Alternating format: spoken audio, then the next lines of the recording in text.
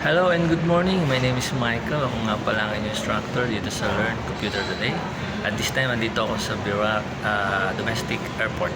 So, wala pa yung aking aeroplano. Ayan. So, at this moment, ay gusto ko kunin yung time para pag-usapin natin about programming languages.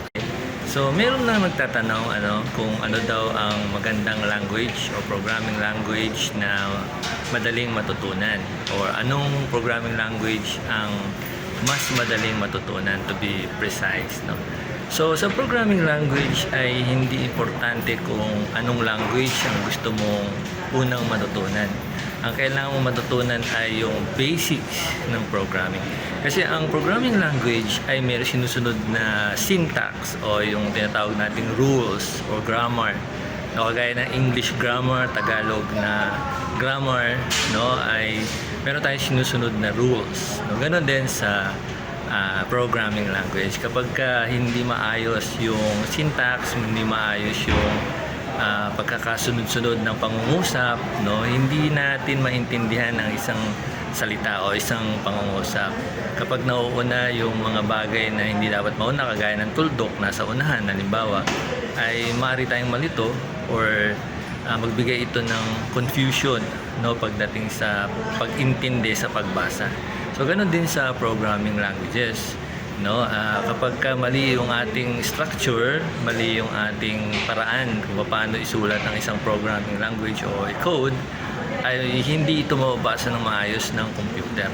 So, ang computer ay taga-basa lamang at taga-execute ng mga nandoon sa instruction na tinatawag nating programming.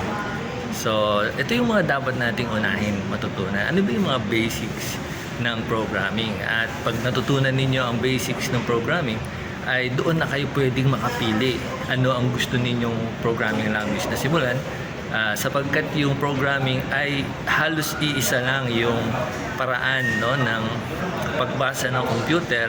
Ang nagkakaiba lang sila ay kung paano ito i-structure, paano gawin ang instruction.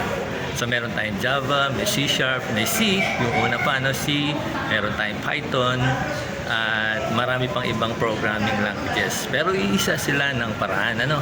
Ito ay paggawa ng instruction para sa computer at gawin ito ng computer para sa atin. So yung tanong na ano dapat ang unahing programming language, I think dun muna tayo sa programming basics, at meron tayong course niyan free sa ating website sa Learn Computer Today. So kung gusto niyo matuto about programming, ay punta lang kayo sa ating website at meron tayong free course doon, Introduction to Programming, at doon ay mas maintindihan ninyo kung ano ang dapat matutunan in regards to programming.